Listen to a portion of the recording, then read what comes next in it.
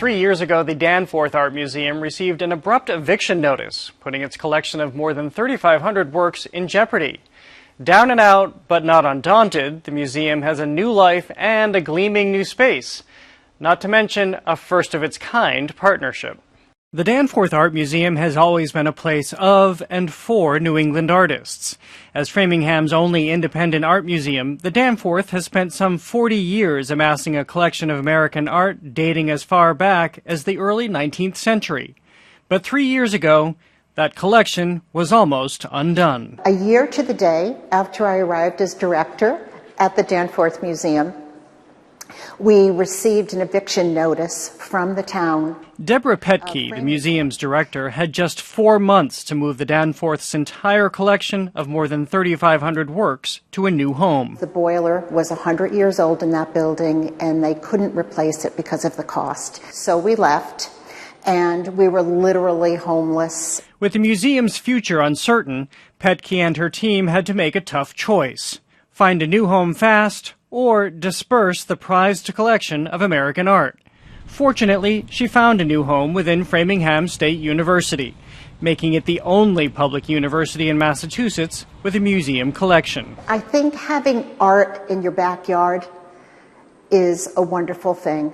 Here, you can take an hour and come and look at art, or come to an opening where it's easy to park. The Danforth reopened to the public earlier this year in a stately brick building just off the city's common.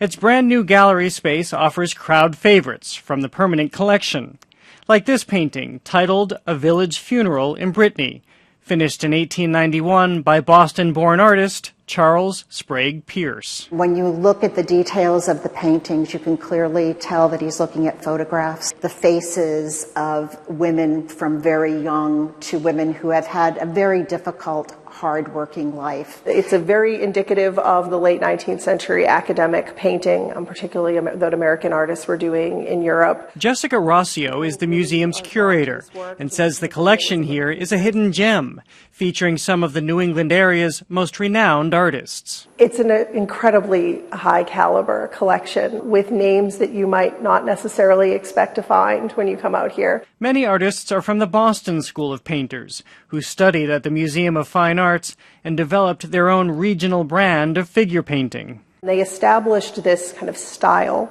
that was very much after the Dutch Baroque.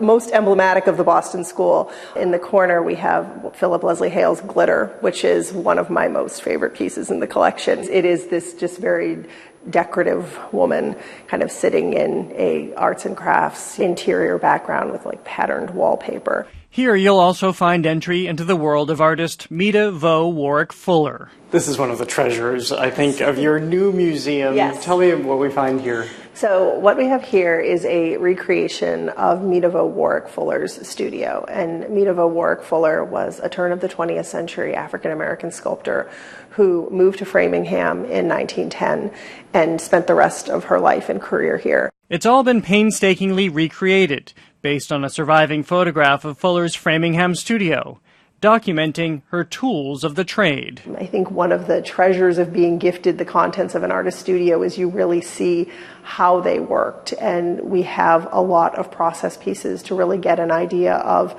how she was growing as an artist and the subject matter that was particularly important to her. Fuller's artistic journey was not an easy one.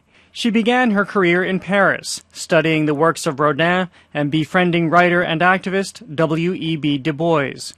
But she ultimately spent most of her career balancing her home life with her artistic practice. Her work really references the development of an African-American identity. So she does pieces like Emancipation and Ethiopia Awakening, which are works that are precursors to the Harlem Renaissance. So she's looking at contemporary issues that are related to race, that are related to gender. She was a bit of an activist artist, it sounds like. She was, yes. And that's something that I've come to realize the more time I spend with the collection. That she was really quite progressive.